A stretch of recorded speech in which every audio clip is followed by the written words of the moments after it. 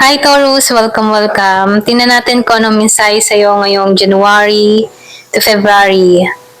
Thank you nga po pala sa mga nagsusubscribe at sa mga bumabalik. Maraming pong salamat. Sa mga hindi pa nagsusubscribe, baka naman. Ayan, start na tayo. Give me the message for Taurus.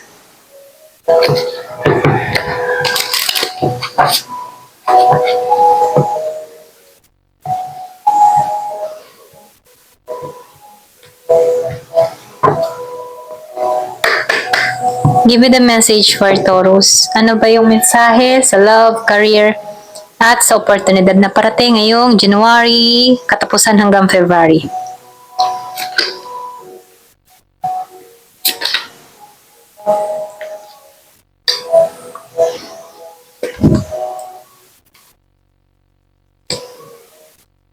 Meron ditong pinanganak nung 1, 16, 25, 3, 19,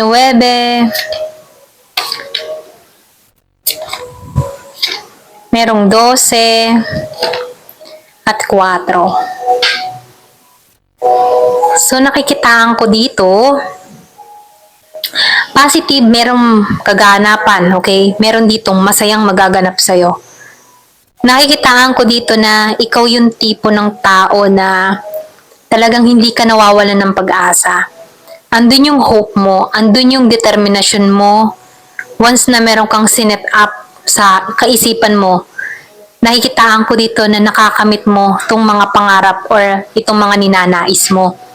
Nakikitaan ko rin dito, yung iba sa inyo, meron kang marireceive na mensahe, okay? Meron ako nakikitang tawag, kung meron kang apply for travel or meron kang mga iniintay na dokumento, nakikitaan ko ditong may parating sa'yo, okay? So, nakikitaan ko rin dito, yung iba sa inyo meron kang paglalakbay na gagawin. Pwedeng matagal mo na tong plano or pwedeng last year, okay? Meron ka ng apply, pero nakikitaan ko dito, meron na ditong tawag, okay, sa mga in-applyan mo. Ito rin nakikita ko dito, no? So, nakikitaan ko dito yung pag-asa, okay? Malaki ang pag-asa, kumbaga.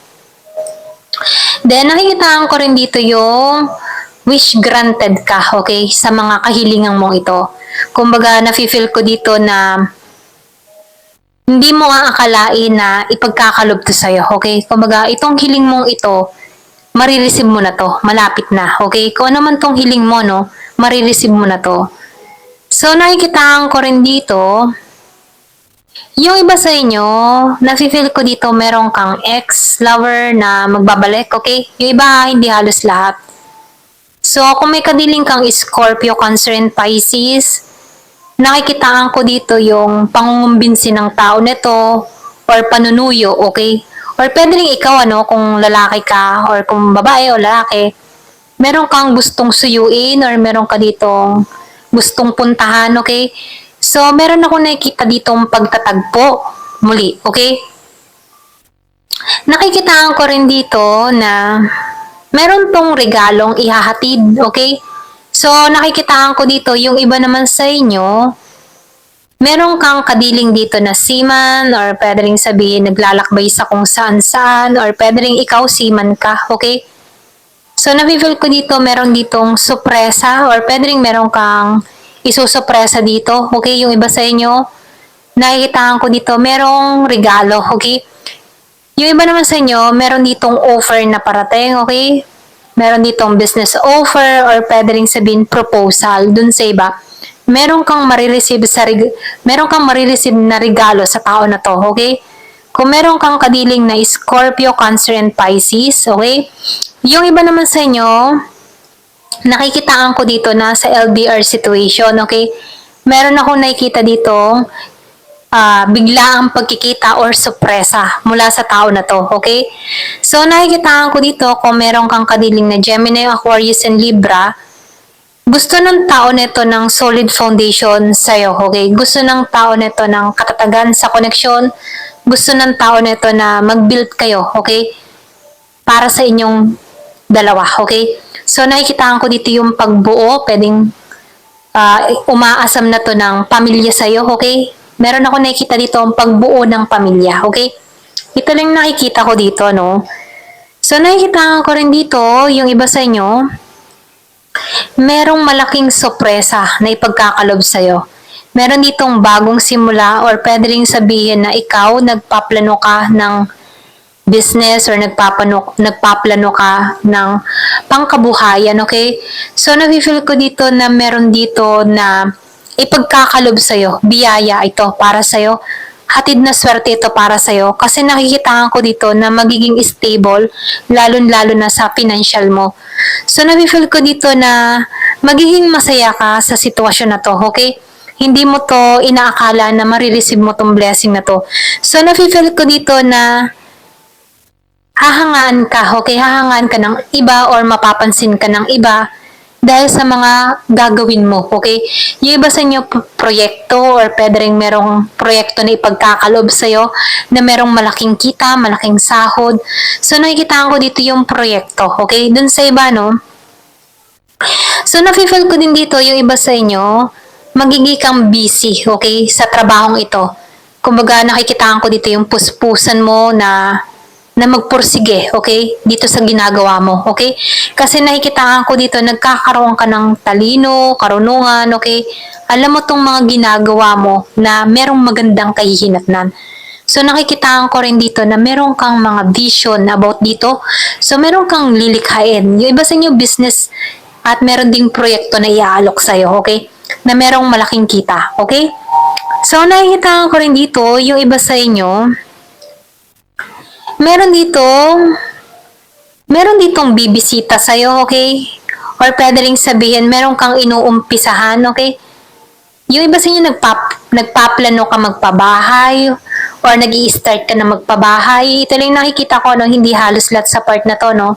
Meron nag-start ng 4, okay? So, nakikita ko dito, or pwede rin ipinanganak ng 4.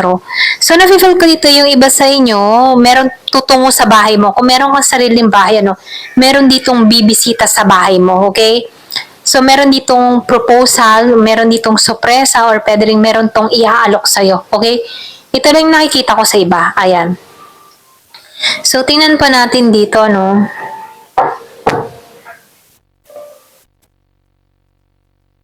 Give me the message for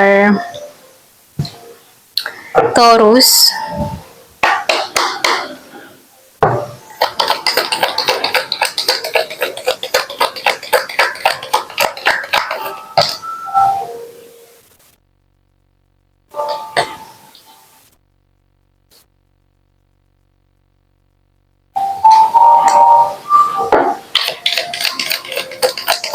Nakikitaan ko dito, no? Kapag meron ka ng nare-receive na blessing, okay? Kung mag-advise lang to, no? Kapag nagiging maganda yung takbo ng iyong kaperahan, pag-ingatan mo, okay? Wag mong baliwalain, okay? Na meron darating at darating, okay? So, tinuturuan ka dito na once na ikaw ay nasa taas na, pag-ingatan mo tong hawak-hawak mong pera, kung saan mo to ilalagay, okay? Sinasabihan ka dito, wag mong isusugal or wag mong i-invest sa kung saan. Kumbaga, yung pera na hawak-hawak mo, ilagay mo or ilaan mo sa tamang kalalagyan, okay? Yung yayabong, ito lang yung mensahe, no? Kasi pwedeng merong mawala sa'yo, okay? Kumbaga, binibigyan ka dito ng advice na pag-ingatan mo tong perang hawak-hawak mo, okay?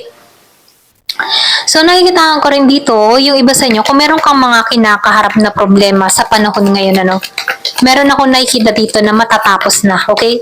So, meron ditong issue na mariresolbahan or pwede rin sabihin na meron ditong problema na matatapos, okay? Yung iba sa inyo, sinasabihan ka dito na sundin mo yung tao na magpapayo sa'yo, okay? Meron ditong wais na tao na magbibigay sa'yo ng advice, okay? Sundin mo to kasi mapapabuti ka sa mga advice ng tao na to sa'yo, okay? Give me the message.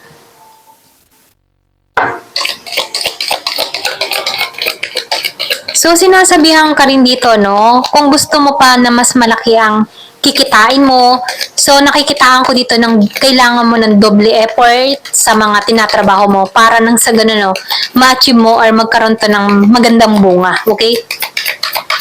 Give me more information. So, sinasabihan ka rin dito, no, na huwag ka mag-alala, protektado ka ng iyong tagagabay, protektado ka ng guardian angel mo.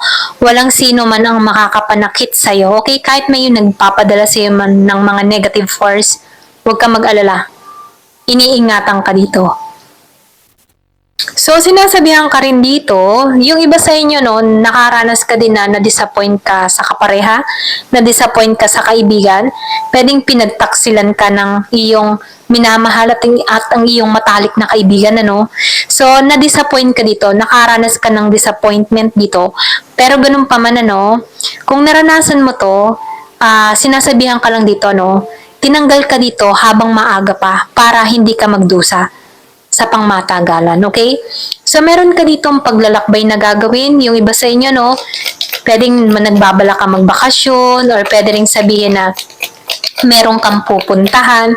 So, meron ditong short journey or pwede rin paglalakbay panandalian lamang, okay? I think bakasyon tong sa iba, okay? Merong Year of the Horse.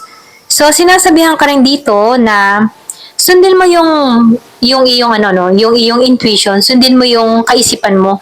Kasi nakikitaan ko dito na meron kang mga pinaplano, meron kang mga gustong mangyari or meron kang iniisip. So nafi-feel ko dito na ikaw yung tipo ng tao na bago ka kumilos, ano, pinag-iisipan mo muna tong hakbang na gagawin mo. So nafi-feel ko dito yung lalim ng iyong pag-iisip, okay? So malalim kang mag-isip na tao, ganon, okay? So, sinasabihan ka rin dito na mag-ingat ka, no? Lalo-lalo na sa mga nangyayari sa'yo, sa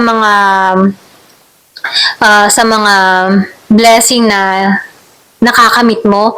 So, sinasabihan ka dito, huwag mo masyadong ikwento yung mga private na nangyayari sa'yo. Kasi meron ditong tao na ichinichismis ka, okay? Or pwede rin nagbibigay ng gossip about sa'yo, okay? Pwedeng sinisiraan ka. So, meron lang ditong babala. Once na meron kang mga plano, i-keep secret mo na lang, okay? Kasi, hindi maiiwasan na yung sinasabihan mo, yung pinagkakatiwalaan mo, yun pala yung sisira sa'yo, okay? Ito lang yung mensahe sa'yo. Ayan. Thank you for watching. Love and peace.